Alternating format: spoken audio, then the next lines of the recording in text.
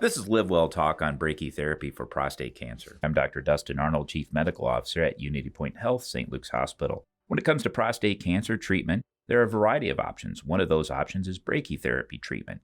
Here to tell us more about this treatment option for men with early-stage prostate cancer is Dr. Thomas Richardson, urologist at Physicians Clinic of Iowa Urology. Welcome. Thank you very much, Dustin. Good to see you. The old phrase in medicine that you might not die from prostate cancer, but you might die with it. We say that. But give me a flavor for younger people having prostate Absolutely. cancer. Yeah. So that is a common and a conversation we do have with men that, if a man lives long enough, statistically, there's been studies done that have shown that if you did a biopsy on all 90-year-old men who pass away, about 2/3 of them will have some form of prostate cancer, many of which are low grade, low stage, and they never knew they had. So, we certainly don't want prostate cancer to be a circumstance where the treatment is worse than the disease. And that's a conversation we have with patients about the utility of rectal exam and screening PSA, which is a prostate-specific antigen, which is a simple blood test. That's a very controversial topic, and there are strong arguments on both sides of that. But we, as urologists, the American Urologic Association, and other professional societies, feel strongly that screening for prostate cancer once a year with a rectal exam and PSA is important for men beyond the age of 50. And for people with high risk, meaning a strong family history, documented by male relatives on their father's side, we recommend screening sooner than that. And the important thing to realize is that just because you have a blood test and a rectal examination, that doesn't mean we're going to be eager to proceed to more invasive testing such as a biopsy. It just means it's going to initiate a conversation.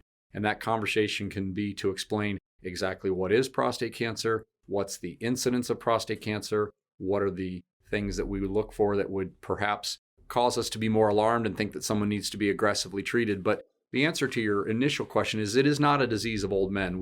We on a daily basis diagnose men in their 50s with prostate cancer and feel strongly that many of those men, had they not been screened and diagnosed, would have had prostate cancers that ultimately would have shortened their lifespan. And that's why we approach things the way we do. As an internist, it seems like there's a type of prostate cancer that's aggressive. Correct. As opposed to one that's more indolent. Correct. And that's actually, there's a lot of new feelings about prostate cancer. So it used to be, we would look at prostate cancer, a person would have a biopsy, and there is a grading system done called the Gleason grading system. And it's named after a pathologist who initially described what prostate cancer looks like under the microscope. And it's given a numerical grade from 1 to 5, and then they look at the most prevalent pattern and the second most prevalent pattern in any given microscope slide, add those two numbers together, and that gives you your Gleason score. Well, we've taken it a step further now, and there's been a lot of research done that instead of grouping people into Gleason scores, we're grouping them into grade groups. And the grade groups start with grade group 1, grade group 2, and so on, where the lower volume, meaning less number of biopsies, lower grade, meaning lower Gleason scores, get termed grade group 1, and then it progresses from there. And there's also been a lot of studies that show that people with Gleason pattern 3 prostate cancer, so if someone has Gleason pattern 3 throughout their biopsy for a total score of 6, there's been large studies that show that may not actually have a significant metastatic potential. And we're going to treat those people differently than we're going to treat someone who comes in with a hard nodule on exam, a pattern 4 or 5 on their biopsy. And a way to highlight that is that there's now a new concept for men diagnosed with prostate cancer who have very low risk or low risk prostate cancer and a small number of cores positive and low Gleason score, where the treatment of choice is actually active surveillance, meaning we watch the cancer. And there's protocols for how that can be done that involve regular exams, regular PSAs, and even now we're integrating MRI into that. And there's an evaluation system for MRIs where a lesion can be graded from 1 to 5, and the malignant potential of that lesion increases as the grade of that lesion shows up on an MRI. And these are specific 3T MRIs, and it's important that you have radiologists who are very experienced at reading them. So we're making a ton of progress in prostate cancer to try to establish that not every patient needs to have aggressive therapy. But at the same time, in cases where we identify cancers that we think are clinically significant and potentially a threat to someone's life expectancy, we have minimally invasive treatments now available that are highly effective at curing people their prostate cancer while limiting the lifestyle altering side effects. So what would be your recommendation, if I summarize that, if you have this family history on your maternal side, is that what? Yeah, I mean, I think in general we just look at family history. Family history of, for instance, if a patient comes in and says, "Yeah, my 2 brothers have already been diagnosed with prostate cancer." Yeah, that's a different animal. That's a different animal. Or if a young man comes in and says, "My dad, my uncle, and my grandpa all had prostate cancer on my dad's side." Again, that's somebody who we're going to recommend screening at an earlier age. There's also some thought that African American men should be screened at an earlier age because some studies in the past were done to suggest that African American men present at a higher grade and stage than their age-matched Caucasian cohorts. But again, there's some controversy in that. But in general, we would suggest that all men starting at the age of 50 have a prostate exam and a PSA on a yearly basis, not unlike women who are recommended to do a breast exam and have a mammogram. We always try to cover when should a patient ask to be evaluated or think about being evaluated. And my dad would go to appointment with Dr. Bhavani and come home, and I'd say, did you tell him about the fact you have to sleep in the lazy boy and you can't lay flat at night? Well, I didn't tell him, and he didn't ask. If it would have been important, he would have asked me about it. Right. Well, he does. You just pull your hair out. Well, he doesn't know to ask. You have to tell. So, what are some? Because as we get older, we get up more often than night. So, when should I go? Okay, this is too much. So, and that's always a bit of an interesting dilemma. Is that a lot of men associate changes in their urinary pattern that occur naturally as a man ages, as their prostate simply becomes larger, which is something called benign prostatic hyperplasia. Symptoms such as increasing nighttime urination, more frequent urination during the day, having to push or strain, wait a long time to urinate, having to rush to get to the bathroom on time. Those symptoms and prostate cancer can coexist, but it's not that the prostate cancer is the cause for those symptoms. So many men come in with the impression that BPH symptoms must be indicative of a problem. And while you can have those types of symptoms with someone who has advanced prostate cancer, in most cases, prostate cancer is going to be completely asymptomatic and only identified because of an abnormality on exam, an abnormality of their PSA independently, or a combination of those two. So, just give you an example. Let's say you come to see me and you say, "Hey, I'm urinating more frequently at night," or you say, "Hey, I don't have a single problem urinating, but yet when I examine your prostate, I feel something that I don't like the way it feels, and your PSA is higher than it should be for your age." That's going to initiate a conversation. I think in the past, many primary care physicians, internal medicine and family practice would assume that every patient who comes to a urologist with either of those abnormalities is immediately going to get a biopsy. And that's just simply not the case anymore. We have a very informed, educated discussion with the patient and share with them the natural history of prostate cancer. And I'll see some men in my office now in their mid-70s or later who I feel an abnormality, and I tell them I feel it, and I say, "I think you probably do have some prostate cancer," but we don't biopsy them. We simply manage them conservatively. So it's really about, identifying symptoms that could be indicative of a problem, but in most cases, there are very few symptoms that are associated with prostate cancer until it's in its advanced stages. I think going back to some of those side effects that men dread when being evaluated for this, Sure. Erectile dysfunction and incontinence.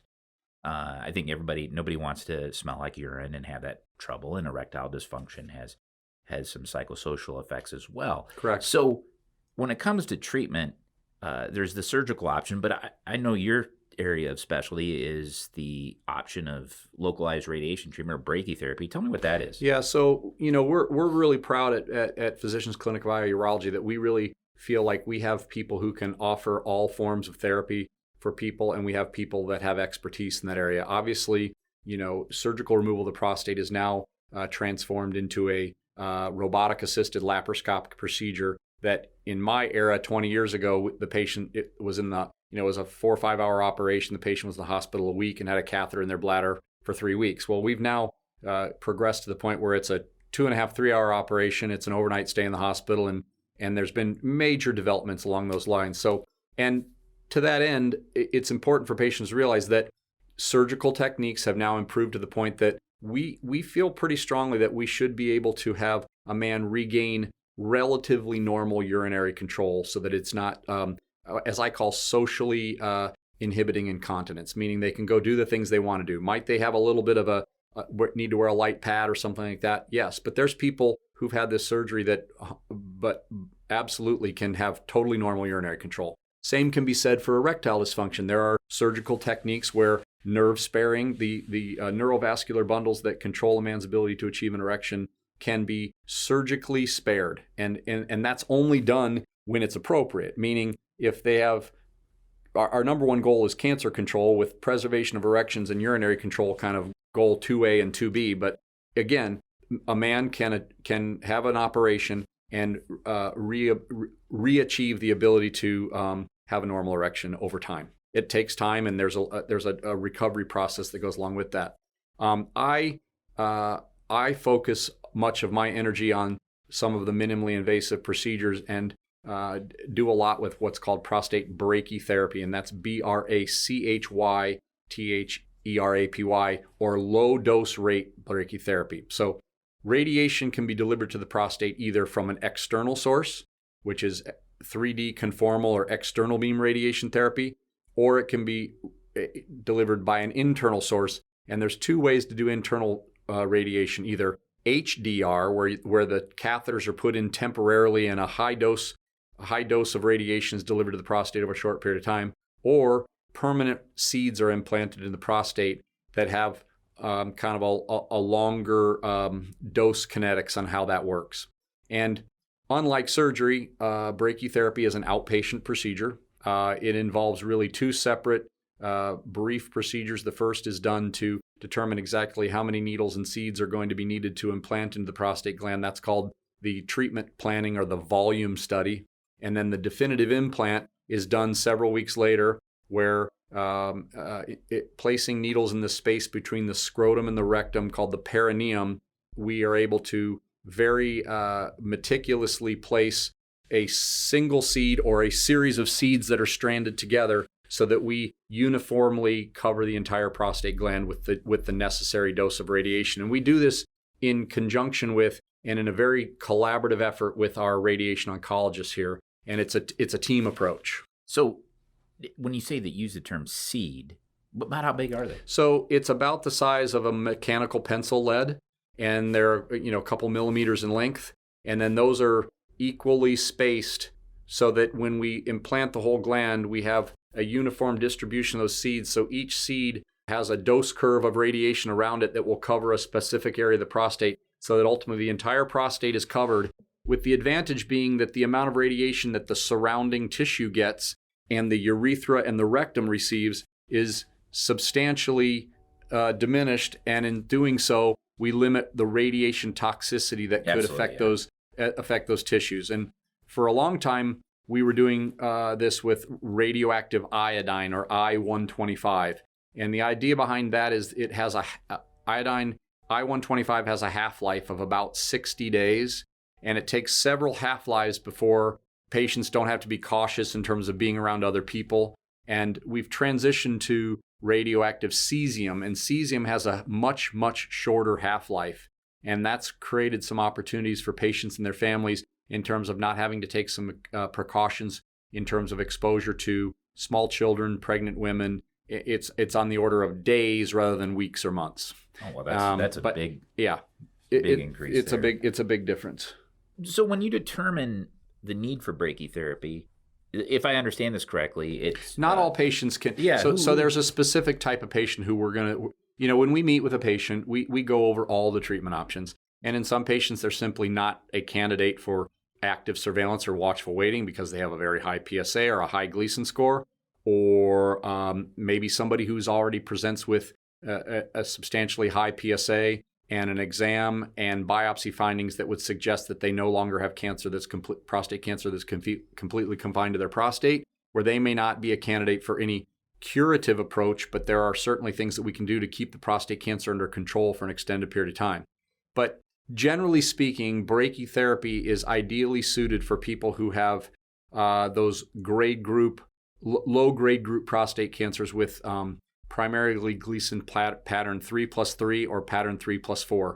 Somebody who's got a higher Gleason score is not going to be a candidate for brachytherapy by itself, but might be a candidate, and there's some recent studies that support this, that patient might be best suited by a combination of seeds and external beam radiation therapy, where the total radiation dose is the same, but it's delivered by two different modalities. And also, we place that patient on a medication that actually drops their testosterone down to a very low level. It's called androgen deprivation therapy, or the slang term is hormonal therapy. And there's studies that would suggest that when you do that, the effects of the radiation are magnified by doing so. But ideally, a patient who is going to have a prostate volume of less than 60 cc's, so not somebody with a very large prostate, somebody who doesn't have a lot of obstructive or irritative urinary symptoms, Gleason patterns that are a little on the lower side, and lower volume disease, or patients who just happen to be not suitable candidates for more invasive surgery, like a laparoscopic robotic approach that carries with it some greater risks of anesthesia and recovery. That was going to be my next question. Is it at times, is the therapy for those high-risk patients that a general anesthetic procedure is not a great idea? Yes, it certainly is, among other things that we sometimes talk about, but it is very minimally invasive in the sense that the area where the needles are, and I'll just give you, in general, a standard implant typically involves somewhere between 16 to 22 needles and somewhere between, let's say, 50 and 75 seeds. And it depends on, how the planning lays out, the size of their prostate in general. But, within days, the patient can be back to relatively normal activity. We have some limitation in their activity just to be safe, but there's no recovery from incisions and surgery. There's no catheter in the bladder afterwards. And there's really very little risk of urinary incontinence, stress incontinence that would require a pad and alter their lifestyle. And the effects on erectile dysfunction, while not insignificant, are not immediate like you would see with surgical removal of the prostate, where a patient will initially lose the ability to achieve a spontaneous erection. If a man has normal erections prior to brachytherapy, we would anticipate them being able to maintain that ability and perhaps over time start to lose a little bit of that ability that oftentimes would respond to oral medications. But the impotence and the incontinence issues are definitely different with brachytherapy compared to surgical therapy. Now, it also is worth mentioning that with surgical removal of the prostate, we have a final pathologic specimen that gets looked at. And if there's something adverse in the final pathology, or the patient's PSA doesn't drop to an undetectable level, those folks are candidates for some additional or adjuvant radiation therapy. When we do either brachytherapy or external beam radiation therapy, while doing a salvage prostatectomy, if those were to fail, is an option, we don't go into it with that in mind, because the complications and the difficulty that one might encounter to have surgery after radiation is significantly greater. So we go into it thinking it's going to be the only therapy that they need, and we simply monitor their PSA over time, anticipating that to drop to a level substantially below 1 and stay there. This might be a tough question, but let's pose it to you. You have twins, and one shows up, they have identical cancers of the prostate, and one gets surgery and one gets brachytherapy. How are they doing at 5 years? If you believe the studies, in appropriately selected patients who have low grade, low stage prostate cancer, those two folks are going to have very similar outcomes as it relates to disease specific recurrence free survival. Okay. All right. Okay. But they might not do the same in terms of their the symptoms they experience afterwards. And that's not to say that one is better than another and will result in less symptoms. It just is to say that the symptoms that are associated with either of those and the potential, I hate to use the word complications, but the side effects of that chosen procedure are potentially going to be different. If that answers the question. Completely answers the question. And it's kind of along the lines, what I tell patients all the time is there will never be a study done where we can randomly assign people. We can't find 100 guys and assign them to 4 different treatments and prospectively follow them over the next 20 years. So what we have to do is find 100 guys who are similar in their initial diagnosis and work backwards from there and find 25 of them who chose seeds, 25 who chose external radiation, 25 who chose surgery, and do a comparison that way. And that's kind of a flawed way to compare it, but it's the best that we have. Yeah, it's kind of like you don't want to be the control group on the efficacy of a parachute out of an airplane. No one is ever going to agree to be randomly assigned to one of 4 options. They want to have control over that. Yeah, absolutely. Dr. Richardson, thank you so much for joining us today. This has been great information. Again, that was Dr. Thomas Richardson, urologist at Physicians Clinic of Iowa Urology. Thank you for listening to LiveWell Talk On. If you enjoyed this episode, don't forget to subscribe. And if you want to spread the word, please give us a 5-star review and tell your family, friends, neighbors, strangers about our podcast. We're available on Apple Podcasts, Spotify, Pandora, or wherever you get your podcast. Until next time, be well.